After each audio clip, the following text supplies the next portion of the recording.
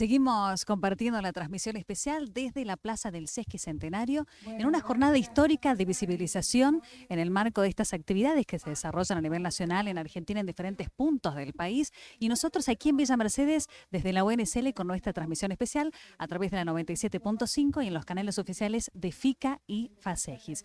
Y seguimos compartiendo estos momentos de entrevista. Hoy nos acompañan aquí en esta transmisión especial Graciela Castro y Youssef Becher. Graciela es doctora en psicología, magíster en sociedad e instituciones, licenciada en psicología por la UNSL, docente e investigadora, y ha sido nombrada profesora extraordinaria consulta de la institución. Por su parte, el doctor Youssef Becher es doctor en ciencias sociales por la UBA, magíster en sociedad e instituciones de la UNSL y licenciado en ciencias políticas. Se desempeña como docente e investigador en la universidad y es investigador con ISET. Primero que todo, muchas gracias por participar de esta transmisión especial. Buenas tardes, bienvenidos. Gracias, muchas gracias por recibirnos y sí. Sí, muchísimas gracias y además lo que hablábamos hace un ratito, ¿no? Qué interesante que sea precisamente en este ámbito que podamos encontrarnos y compartir lo que implica para quienes nos dedicamos a la investigación esta falta de financiamiento, pero a pesar de todo ello, como dice el título de todas las actividades, la universidad sigue viva. Así es, la universidad no se apaga. La universidad no se apaga, exactamente. Exacto. Bueno, ¿cómo es? Esta es la pregunta obligada, ¿no? Y de la cual hablábamos fuera del micrófono. ¿Cómo es investigar? ¿Cómo es la tarea del trabajador docente en esta tarea de investigación, en esto de proponerse nuevos desafíos, ¿no? Que colaboren con resultados que redunden en beneficios para toda la sociedad en estos tiempos tan complejos y de poco financiamiento universitario? Sí, investigar, si me preguntas a mí, yo te voy a decir lo que digo siempre, es una pasión. En mi caso, yo tuve la suerte de poder incorporarme a proyectos de investigación siendo estudiante de psicología, lo cual para mí formó parte de una de las actividades más que realicé en la universidad. Nuestro proyecto es el más antiguo. Y concretamente desde el 2000 nuestro grupo se dedica a las juventudes, a las culturas juveniles. Hemos ido cambiando de integrantes y también agregándole variables que nos interesaba estudiar en función de las temáticas que las juventudes iban mostrando, proponiendo. En esta nueva etapa, y yo lamento que a mi compañero Youssef le toque esta etapa, Youssef es el director, el nuevo director del proyecto, porque también esto lo entendimos como una necesidad de mantener la tarea investigativa y también mostrar la necesidad del recambio generacional, lo cual a mí me alegra mucho y confío plenamente que van a poder superar todo lo que hemos hecho en estos más de 20 años. 26 años. ¿Cómo es el compromiso asumido, doctor, por su parte en este proyecto de investigación? Y como lo decíamos, ¿cómo es la tarea de investigación en estos tiempos de complejidad? Bueno, sin duda que siempre ha sido desafiante dedicarse a la investigación porque es una tarea que socialmente muchas veces no es considerada. De hecho, algo que nosotros a veces entre nosotros comentamos en broma, lo que nos cuesta poder explicar qué es aquello a lo que nos dedicamos, ¿no? Quizá, bueno, tenga que ver con una cuestión del lenguaje o de hacerlo de un modo más sencillo. Sin duda que investigar parte de una curiosidad por un tema. Bien. Y en el marco de nuestro proyecto de investigación, en donde el eje son las juventudes, siempre esto ha estado presente. Y sobre todo la posibilidad de aproximarnos a los y las jóvenes de una manera muy especial. Y en eso la necesidad de, que esto es algo que Graciela, que ha estado todos estos años a cargo del proyecto, nos ha enseñado a quienes hemos formado parte de las distintas propuestas de investigación, la necesidad de la ética en la investigación y del cuidado, porque esto es muy sensible en tanto al menos el abordaje que nosotros realizamos de las culturas juveniles. Cuando conocemos a los y las jóvenes, ellos nos comparten sus historias. Entonces, la sensibilidad que es necesaria para poder, para que se dé esa apertura y esa confianza que es necesaria. Bueno, nuestro proyecto se ha caracterizado por esto durante el transcurso de los años. Creo que este aspecto de la ética de la investigación es muy importante. Sin duda, el contexto actual es bastante desesperanzador porque el financiamiento se ha disminuido en la mayoría de los casos y ha dejado de existir en muchos otros. Nosotros hemos accedido a financiamientos de agencia, que actualmente esos financiamientos, por ejemplo, ya no están disponibles y han sido los que nos han permitido publicar libros. Entonces, bueno, también el último libro de nuestro proyecto de investigación que se publicó este año ha implicado un esfuerzo particular porque ya no disponíamos de estos fondos. Es decir, ustedes tuvieron que autofinanciarse. Sí, no es la primera vez, pero lo hacemos porque estamos convencidos que nosotros trabajamos en la universidad y nos debemos a la sociedad, a la comunidad. Entonces lo que nos interesa es que la sociedad conozca qué es lo que nosotros estamos trabajando.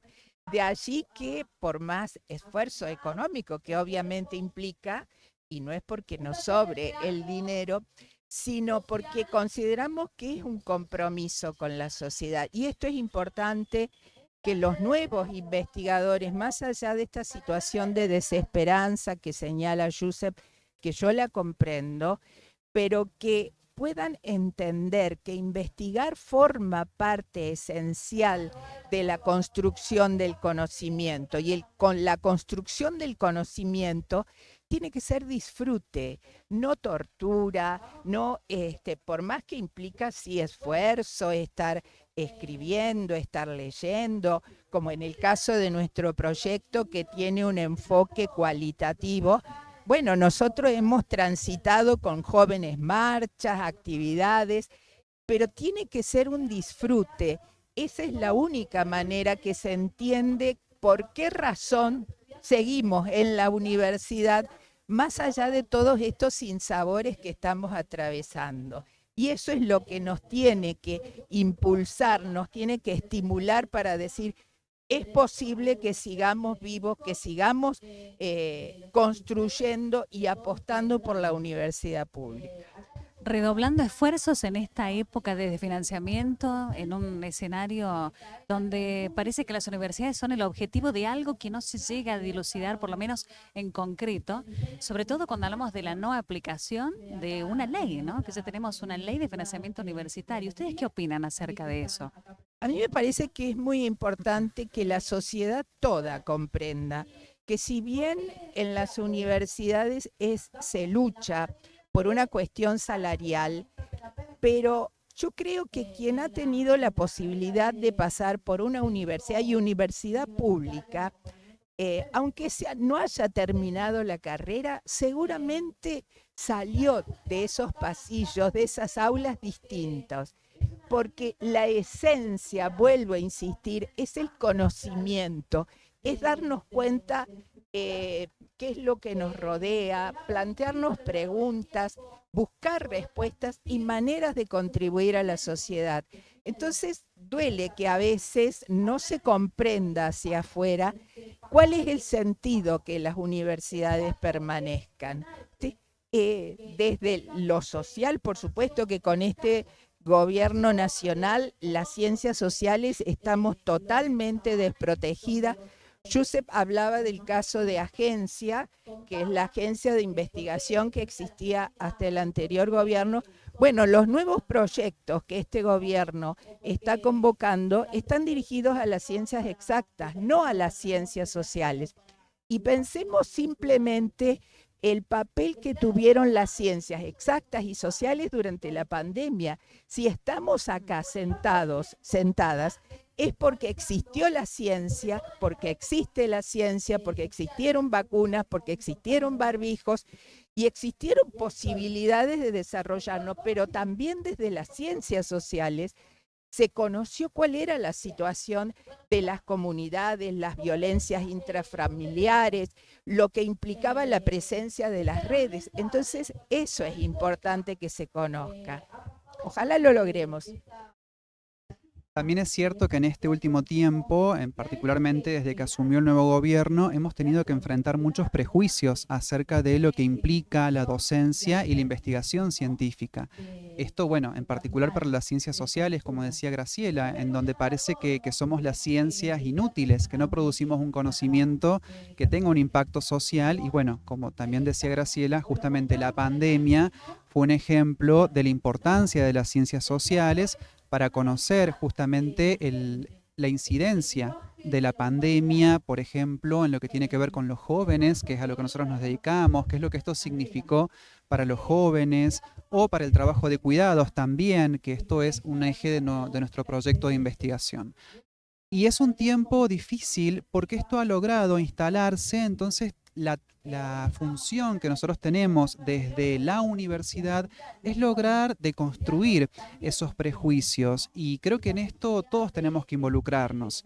Y esto es importante, que hoy estemos acá en una plaza, que se esté visibilizando las clases que se están dando, que estemos acá brindando una nota acerca de lo que hacemos en los proyectos de investigación. Allá hay otros compañeros que están reunidos también de un proyecto de investigación. Entonces, que esto nos permite un vínculo más cercano con los ciudadanos, con el ciudadano o ciudadana de a pie. Y esto es muy importante, porque es una forma de ir a acercarnos y de lograr ese involucramiento tan necesario.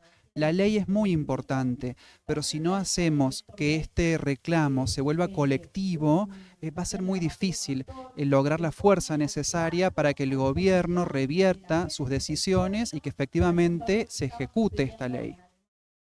Excelente, excelente. Bueno, volviendo al tema de la investigación, sabemos y le contamos a quienes acompañan esta transmisión que este año, precisamente 2026, ustedes han publicado un libro que se titula La encrucijada cotidiana, cuando la incertidumbre por el futuro atraviesa las subjetividades, en la editorial de Teseo de Buenos Aires este año. ¿Cómo ha sido el desafío, ¿no?, de encarar este libro? Y bueno, ¿qué significa esto de la encrucijada cotidiana? Este libro está reciencito asomado al mundo digital y en un par de semanas más ya podremos disponer de los ejemplares impresos para aquellos que somos fanáticos del objeto fetiche de los libros. Con este editorial nosotros hemos publicado ya varios libros de modo anterior y nos sentimos realmente muy cómodos porque es una editorial que respeta mucho a los autores y tanto Josep como yo creo que hemos aprendido muchísimo en cuanto a compilar el tratamiento editorial, que es un aprendizaje, no es sencillo, pero que es un aprendizaje. Este libro concretamente es el resultado de actividades que nosotros realizamos, ya sea a través de encuestas, de focus, con jóvenes entre el 2023 y 2024, lo cual incluye momentos políticos muy interesantes en nuestro país porque fue el fin de un gobierno que se había presentado con tintes progresistas y a partir de diciembre del 2023, bueno, un gobierno totalmente diferente. Entonces nosotros fuimos investigando cuáles eran los modos de representación de las juventudes con respecto a temas como los partidos políticos, los políticos, las necesidades que ellos tenían, cuál es la autorrepresentación de los jóvenes. Hay una representación muy adultocéntrica de los jóvenes, entonces nosotros procuramos a través de nuestras actividades en el proyecto desentrañar un poco esa representación y que sean los propios jóvenes quienes construyen eso. Josep se ha dedicado específicamente a las políticas sociales. En mi caso, yo soy la que me he dedicado más a la construcción de la subjetividad, la incidencia de las redes sociales y justo el último capítulo del libro que lo conversamos con la directora de la editorial y dije, ¿qué te parece si incluimos eso? Porque era justo el año pasado cuando ocurrieron las elecciones en la provincia de Buenos Aires y las legislativas nacionales.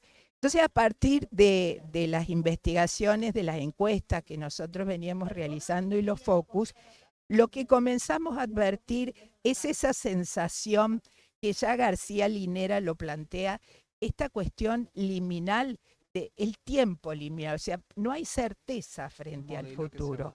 Exacto, pero todavía no se está construyendo ese nuevo. Es quizá como decía Gramsci, ¿no? Los viejos, las viejas ideas están muriendo y lo nuevo no acaba de nacer. Y en el medio los fantasmas están rodeados. Pero esto es lo preocupante, que también los jóvenes visualicen un futuro con mucha incertidumbre. Y allí creo donde hay una responsabilidad en las instituciones y por supuesto en las universidades, ¿no? ¿Por qué definir el escenario del presente y el futuro de los jóvenes con la palabra encrucijada? Bueno, eso se lo voy a agregar algo respecto de lo que dijo recién Graciela y luego dejo que ella responda esa pregunta porque, bueno, por una cuestión interna nuestra de que es ella quien eligió esa palabra para el título del libro, con la que yo acuerdo, pero quiero que lo comente ella. A mí me pareció muy interesante esto que venía señalando Gra, porque justamente hay una cierta imagen de la juventud, quizá instalada a nivel nacional, como que los jóvenes y las jóvenes están desinteresados. Son jóvenes, pareciera, ¿no?, que volvieron porque esto fue un poco lo que también se instaló en los 90 respecto de la juventud, que son jóvenes apáticos. Y sin embargo, lo que muestran los resultados de este proyecto de investigación es que en realidad los jóvenes no son individualistas, sino que siguen interesados por causas sociales. Obviamente que ha habido cambios, el contexto es diferente, la presencia de las redes sociales, las mediaciones de la virtualidad, pero esto no significa que los jóvenes se hayan vuelto en jóvenes individualistas, que no se interesan por cuestiones sociales. Entonces creo que este es un aspecto interesante del libro, porque aporta, en tanto permite desarmar un poco esta imagen de los jóvenes que parece que todos de repente se hubieran vuelto de derecha o que no les interesan las causas públicas, y sin embargo el libro muestra que esto no es así, y en particular respecto de jóvenes de una provincia como es San Luis. Por eso es que decimos que son estudios situados, que muestra una tendencia distinta a lo que a veces se intenta uniformar bajo la etiqueta de jóvenes a nivel nacional o jóvenes argentinos. Mostrar cómo en las provincias las realidades son distintas. Y ahora sí que Graciela responda a lo de la encrucijada. Esto que dijo Josep nos parece fundamental porque desde el origen del proyecto allá en los 2000 nos propusimos que fuesen investigaciones situadas. Esto es porque en general lo que se difunde, y por una cuestión de tamaño, ¿no?, en cuanto a la población, son estudios que se realizan en Cava o en ciudades más grandes. En ciudades de densidad poblacional mediana como es la nuestra, no había en aquel momento tantos estudios. Ya por suerte esto se ha ido incorporando, lo mismo en otras ciudades a lo largo de todo el país. Pero lo interesante, y esto coincidimos todos quienes nos dedicamos al tema de las juventudes, es que las investigaciones sean situadas porque muestran las características del territorio. Y cuando hablamos de territorio no nos referimos pura y exclusivamente a lo geográfico, sino lo cultural, lo político, lo económico. Entonces, si bien es cierto que las juventudes en las provincias tienen características y actitudes similares que se pueden encontrar en ciudades, en grandes centros urbanos, pero hay particularidades. Entonces nosotros tratamos de mostrar, de profundizar en eso, y desde ya cuando nos reunimos quienes nos dedicamos a las juventudes, eso enriquece mucho los debates. Y por eso insistimos en lo de las investigaciones situadas. Y en cuanto al título, ¿por qué encrucijada? ¿Por qué encrucijada? Porque vuelvo a tomar lo que dice García Linera, este momento liminal donde no está la certeza por el futuro, no está decir, bueno, vamos a lograr todo esto, como quizá en generaciones anteriores, donde, por ejemplo, en mi caso, ingresé a la universidad y más de 40 años en la universidad. Lo mismo los jóvenes en las empresas, en los comercios, no buscan la perdurabilidad, sino el presente tiene una fuerte impronta, pero también por una cuestión psicológica, sabemos que tenemos que proyectarnos, ¿no es cierto? Entonces, esto retomando lo que decía Josep, no es que todas las juventudes están desencantadas, necesitan y están reclamando construir nuevos proyectos. Y esto también me parece que es un llamado de atención para las dirigencias sociales, gremiales, políticas, la necesidad del recambio generacional. Entonces la encrucijada está en que, por un lado parecería que está cerrado, pero por otro lado es la necesidad de buscar nuevas respuestas, nuevas alternativas, y ahí está el desafío. Ahí está la encrucijada. Ahí está la encrucijada. Exacto, exacto. Bueno, se ha entendido a la perfección, Graciela. Para ustedes, ¿cómo impacta el discurso de la meritocracia en la juventud? Y sobre todo hablando de los jóvenes que de pronto recién están buscando su primer empleo, ¿no? Algo que se refería el libro, pero para que le cuenten un poquito más y compartan en esta transmisión, ¿cómo afecta este discurso de meritocracia? Bueno, sin duda que es un discurso muy complejo porque por el impacto que tienen en los y en las jóvenes. Sin duda que no solamente es un discurso, sino que también se objetiva en dispositivos particulares que se instalan en el mercado laboral.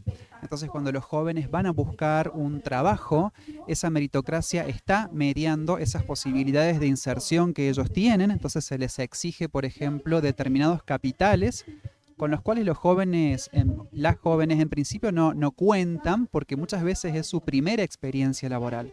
Entonces por ahí se les exigen formaciones que todavía no tienen o experiencia con la que todavía no cuentan. Esto por supuesto que da lugar luego a la enorme precarización que recae sobre las juventudes. También hay otra cuestión que es interesante pensar en torno a la meritocracia, que es la de género. Las exigencias meritocráticas respecto de las jóvenes, por ejemplo, que tienen a su cargo tareas de cuidado, son muchas veces muy difíciles de cumplir, porque esto implica para estas jóvenes relegar muchas veces ese trabajo de cuidado en otras personas o en otras instituciones, y no se cuenta con esa posibilidad. Sin duda que vivimos en un mercado laboral que está fuertemente atravesado por dispositivos meritocráticos, y esto para los jóvenes implica mucha desigualdad, porque no cuentan con los capitales que exige esa meritocracia, porque no poseen la experiencia, los recursos o la formación muchas veces, o porque, por esto que decía, las jóvenes particularmente son aquel fragmento etario en el que recae un trabajo de cuidados con una distribución más desigual respecto de otras edades. Entonces todo esto influye en estos dispositivos meritocráticos y bueno, lo que termina instalándose es que los jóvenes, es esta gran desigualdad laboral y estas estrategias de precarización respecto de los jóvenes y las jóvenes.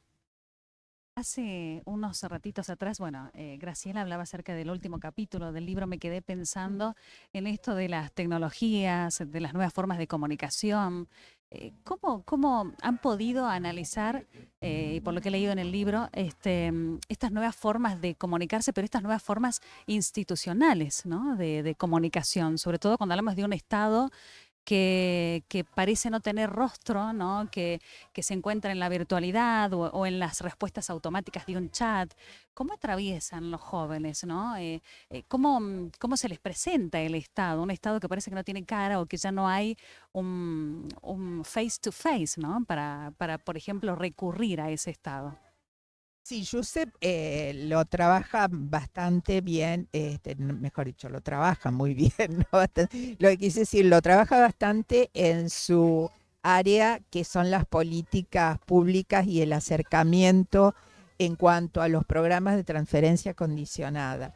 En cuanto a lo que yo me dedico a estudiar sobre las subjetividades.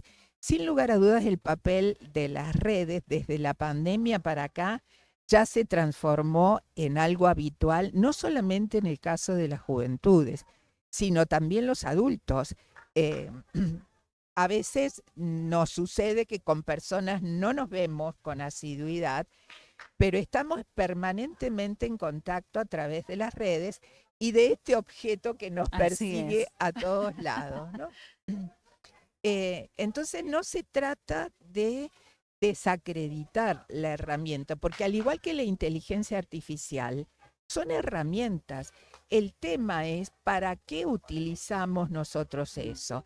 La ventaja que permiten las redes sociales es la velocidad, sin lugar a dudas. O sea, todo es muy rápido, entonces en ese momento yo me puedo comunicar con compañeros, compañeras de otros países rápidamente y voy a decir, pero estamos a más de 8.000 kilómetros de distancia, pero nos podemos comunicar. Con Yusef a veces no nos vemos en toda la semana o a veces más, pero casi a diario estamos en contacto. Digo ejemplos cotidianos. El tema es, ¿qué es lo que se transmite? Entonces, allí también me parece que está la responsabilidad de las distintas instituciones de no temer a esas herramientas tecnológicas, sean redes sociales, sea inteligencia artificial, sino darnos cuenta que son herramientas y que lo interesante que construimos los humanos es que podemos pensar, y esto, una máquina necesita los insumos que aportamos los propios humanos, ¿no? Preguntamos algo a la inteligencia artificial y la inteligencia artificial toma los insumos que humanos construyeron, pero quienes podemos pensar, podemos crear, podemos construir, somos los seres humanos.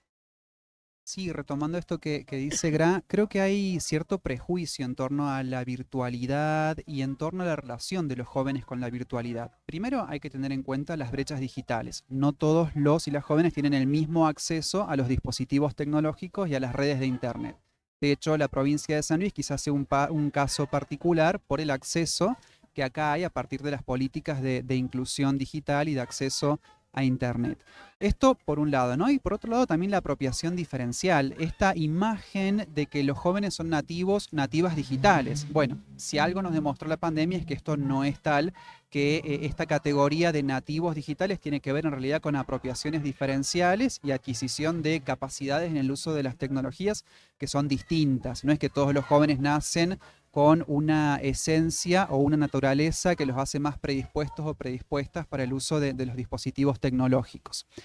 Y por otro lado esto, ¿no? Que a través de las redes, a través de los medios virtuales hay una socialización. Entonces esta imagen por ahí que se tiene de una persona que está aislada en su casa con las redes o con los dispositivos, bueno, puede que esto suceda, pero no quiere decir que no socialice, sino que esta socialización pasa justamente a través de estos medios, como son redes sociales, programas de videollamada que ya existían pero que se instalaron a partir de la pandemia. Y entonces todo esto también ha ido mutando la relación de los jóvenes con el Estado. Lo que vemos en la actualidad es una burocracia, una burocracia estatal que en gran parte está virtualizada. Yo particularmente he analizado un programa social dirigido a los jóvenes, que es el Progresar, que tiene una amplia cobertura entre los y las jóvenes, y lo que muestra este programa es que la mayoría de las instancias de vinculación con la administración pública son virtuales.